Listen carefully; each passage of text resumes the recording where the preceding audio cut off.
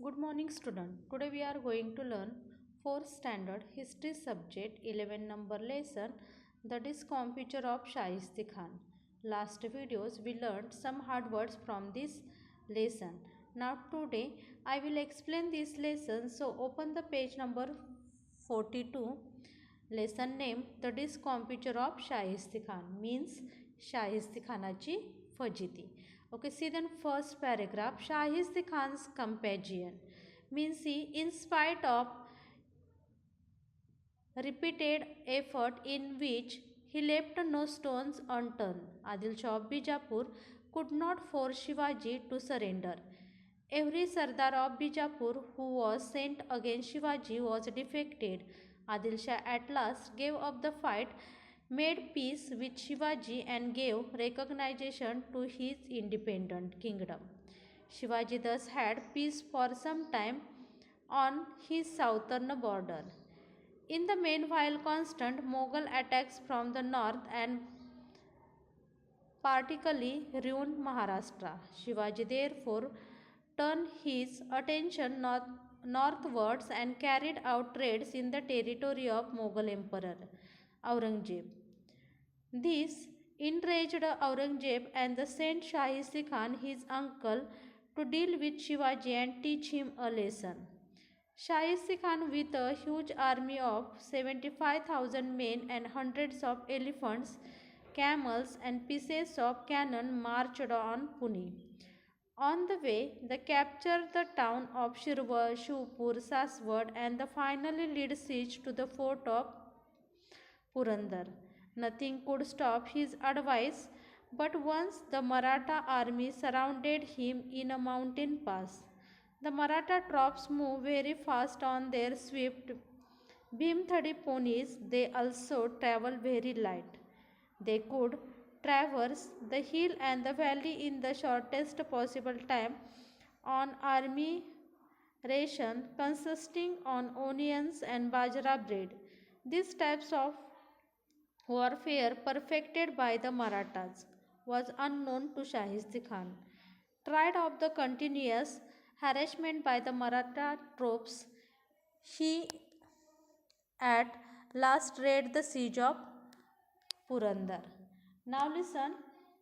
Okay, we see no Shahisti Khan's companion. आता पहा शाहिस्ते खानाचे स्वारी आपण पाहिलं. विजापूरच्या आदिलशहाने जंग पछाडले पहा, पण शिवरायांपुढे त्याचे काहीच चालले नाही. त्याच्या प्रत्येक सरदाराला शिवरायांनी चांगलाच हात दाखवला. शेवटी आदिलशहा नरम झाला. त्याने शिवरायाशी तह केला आणि त्याचे स्वतंत्र राज्य मान्य केले. यामुळे काही काळ दक्षिणेची बाजू सुरक्षित झाली. पण शिवराय उत्तरेकडील मुघलांकडे वळले. मुघलांच्या स्वाऱ्याने महाराष्ट्राची धूळधाण उडाली होती. त्यावेळी दिल्लीला औरंगजेब हा मुघल बादशाह होता. त्याच्या मुलखावर शिवरायांनी स्वाऱ्या केल्या. त्यामुळे बादशाह चिडला. त्याने आपला मामा शाहिस्ती खान याला शिवरायांवर पाठवले. तो पुण्यावर चालून आला. त्याच्याबरोबर पाऊण लाख सैन्य होते. शेकडो हत्ती, उंट आणि तोफा होत्या. शिरवळ, शिवापूर, सासवड अशी गावे घेत शाहिस्ती खान आला. त्याने पुरंदर किल्ल्याला वेढा दिला. तो पुढेच येत होता, पण एकदा मात्र डोंगराच्या खिंडीत मराठ्यांनी त्याला गाठले. मराठी अतिशय चपळ. भीमथडी तटावर बसणारे चटणी भाकरी खावी, अंगावर घोंगडी टाकावी आणि वाऱ्याच्या वेगाने डोंगरदऱ्यातून धावपळ करावी, यात मराठे फार पटाईत. मराठ्यांच्या गनिमी काव्यापुढे शाहिस्ते खानाचे सैन्य हैराण झाले. कंटाळून त्याने पुरंदरचा वेढा उठवला. Okay student, do you understand now Shahisti Khan's companion? Now listen, see the next point. Firangoji Narsala. See, Shahisti Khan then continued his march on Pune. First he captured the fort of Chakan. Firangoji Narsala fought to defend the fort with great bravery and skill against the army of Shahisti Khan. For 2 months he kept Shahisti Khan at bay, but he was helpless against the guns of Shahisti Khan. Shahisti Khan was much impressed with the way Firangoji defended the fort and offered him service with the Mughal emperor. Firangoji, however, refused this tempting offer. Okay, student, we see here Firangoji Narsala this point. Now listen. मग शाहिस्ते खान पुण्याकडे वळला आणि प्रथम त्याने चाकणचा किल्ला घेतला. चाकणच्या किल्ल्यात फिरंगोजी नरसाळाने मोठ्या धाडसाने शाहिस्ते खानाशी मुकाबला केला. पहा, 2 महिने फिरंगोजीने किल्ला लढवला, पण शाहिस्ते खानांच्या तोफापुढे त्याचा टिकाव लागला नाही. फिरंगोजी नरसाळाच्या शौर्यापुढे शाहिस्ते खान खुश झाला. त्याने त्याला बादशाही चाकरीचे आमिष दाखवले, पण फिरंगोजी बदलला नाही. Now listen, see the next point. Shahisti Khan in Lal Mahal. Shahisti Khan in Lal Mahal. Shahisti Khan came to Pune and made Lal Mahal, Shivaji's residence, his headquarters. 1 year passed, then another year. Shahisti Khan would not leave Pune. On the contrary, his troops would raid Shivaji's territory, destroy crops and take away the cattle. In this way, he started devastating the surrounding countryside. Now listen, Shahisti Khan in the Lal Mahal. Shahisti Khan came to know Pune and made the Lal Mahal, okay, Shivaji's residence and his headquarters. 1 year passed, then another year. Shahisti Khan would not leave Pune. On the contrary, his troops would raid Shivaji's territory, destroy crops and take away the cattle, and in this way he started devastating the surrounding countryside. आता पहा, Shaista Khan in Lal महाल. लाल महालात शाहिस्ते खान. शाहिस्ते खान पुण्यात आला. त्याने शिवरायांच्या लाल महालात मुक्काम ठोकला. त्याच्या फौजेने लाल महालाभोवती तळ दिला. 1 वर्ष गेले, 2 वर्ष गेले, पण खान काही लाल महालातून हलेना. उलट तो अधूनमधून आपली फौज भोवतालच्या मुलखात पाठवी, रयतेची गुरे ओढून आणी, शेतीची नासधूस करी. अशा रीतीने त्यांनी पुण्याच्या भोवतालचा मुलूख उद्ध्वस्त केला. Okay student, do you understand no Shaista Khan in Lal Mahal this point? Now listen, see the next point. A bold plan. A bold plan. At last, Shivaji decided to teach Shahisti Khan a lesson. In a way, it was good that Shahisti Khan was staying in Lal Mahal. Shivaji knew the place inside out, with all its entrances and exits in secret passages, doors and windows. Besides, Shivaji's spies were keeping him well informed about the disposition of the Khan's troops. Shivaji therefore decided to enter Lal Mahal one night and kill Shahisti Khan. This was indeed a very bold plan. Lal Mahal was so well guarded that even an ant would find it difficult to get through. 75 troops were camping outside the palace. No armed Maratha was allowed to enter the town. But Shivaji had made up his mind, and there was none who could turn him away from his resolve. Now listen, here is the bold plan. Okay, see then first paragraph. आता पहा, शाहिस्ते खानाची खोड मोडायची असे शिवरायांनी ठरवले. खान लाल महाल बळकावून बसला होता. हे एका दृष्टीने शिवरायांना सोयीचेच होते, कारण त्या वाड्यातील खोल्या, दालने, खिडक्या, दारे, वाटा, चोरवाटा याची शिवरायांना सारी माहिती होती. शिवाय शिवरायांचे हुशार हेर खानाच्या गोटात शिरलेले होते. खुद्द शाहिस्ते खानाच्या महालात मध्यरात्री शिरावे आणि त्याला उडवावे असा बेत शिवरायांनी केला. किती धाडसी बेत होता हा! महालात शिरायला मुंगीलाही वाव नव्हता. लाल महालाभोवती 1.25 लाख फौजेचा खडा पहारा होता. हत्यारबंद मराठ्यांना गावात यायला शाहिस्ते खानने मनाई केली होती. मग शिवरायांचा निर्धार एकदा झाला म्हणजे झाला. Okay student, C the next paragraph. Shivaji fixed the date to carry out the plan. On the night of 5th April 1663, a marriage procession was passed along the street of Pune. There was the music and fireworks accompanying the procession. Hundreds of people dressed in the fine clothes were in the procession. Some were in the palanquins, others in the minas, while many others were on the foot. Shivaji with his band of trusted followers joined the procession to give the impression that they were a part of it. After some time, the procession proceeded on its way, but Shivaji and his men moved away quietly in the direction of Lal Mahal. Shahisti Khan was fast asleep at this hour. Now listen, Shivaji fixed the date to carry out the plan on the night of 5th April 1663. No, a marriage procession was passing along the street of Pune. There was music and firework accompanying the procession. Hundreds of people dressed in fine clothes were in the procession.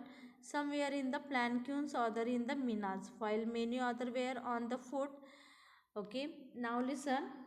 We see here the second paragraph. No, आता पहा शिवरायांनी काय केला, दिवस निश्चित केला. तारीख 5 April 1663ची रात्र. वाजत गाजत लग्नाची वरात चालली होती.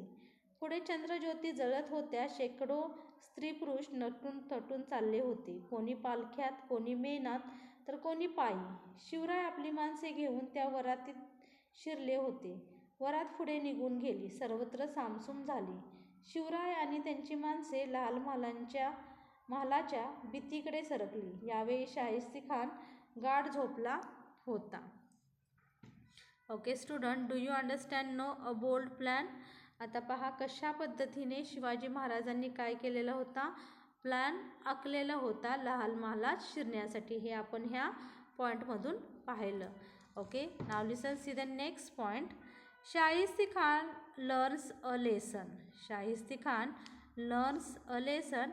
Shivaji made a hole in the wall and entered Lal Mahal. He had no trouble in finding his way about because it was after all his own house. The Khan's bodyguards were half asleep. Shivaji's followers tied them up. Shivaji went deeper inside. Suddenly someone rushed at him with a sword. Shivaji killed him. He thought it was Shahisti Khan, but it was his son. There was a commotion. People woke up. Now listen. आता शाहिस्ती खानाची खोड कशा पद्धतीने मोडली पहा. वाड्याच्या भिंतीला भगदाड पाडून शिवराय आत शिरले.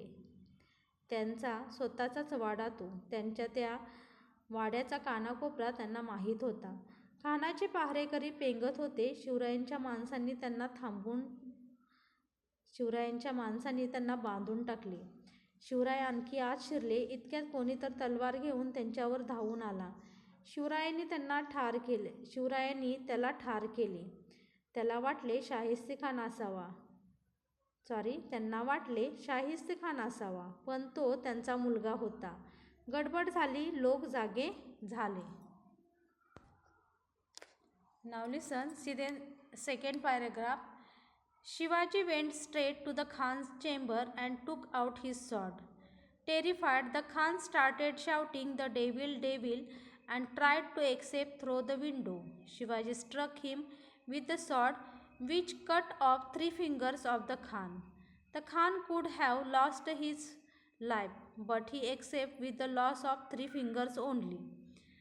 The Khan jumped out of the window and made for safety. To deceive the Khan's troops, Shivaji and his men raised the cry, "Shivaji has attacked, run, catch him," and started to run themselves.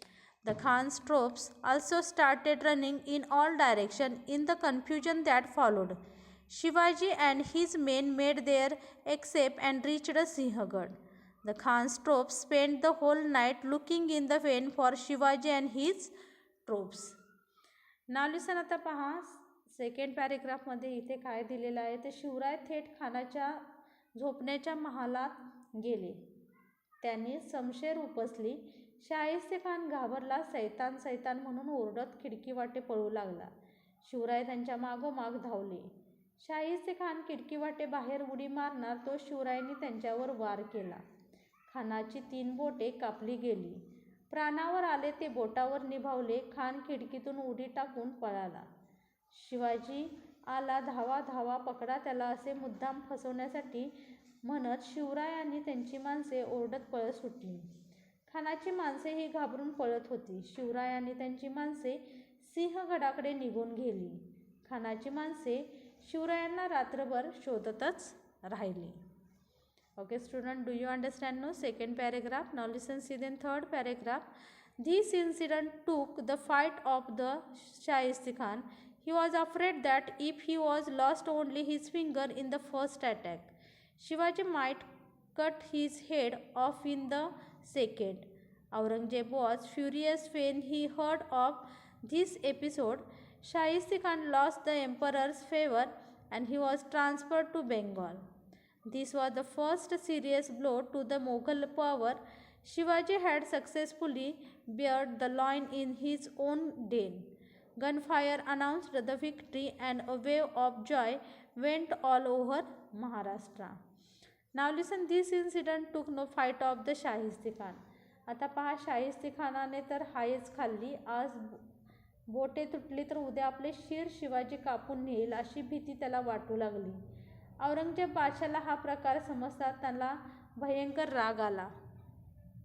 तो शाहिस्ती खानावर नाराज झाला. त्याने फरमान काढून खानाची रवानगी बंगालमध्ये केली. मुघल सत्तेला बसलेला हा पहिला तडाखा मोठा जबरदस्त होता. शिवराय फत्ते होऊन आले, तोफा उडाल्या, साऱ्या महाराष्ट्रात आनंदी आनंद झाला. Okay student, do you understand now this lesson? Then which the discomfiture of शाहिस्ती Khan, म्हणजे शाहिस्ती खानाची फजिती कशा पद्धतीने झाली हे आपण ह्या लेसनमधून पाहिलं. Okay student, do you understand now this lesson? I think you understand it.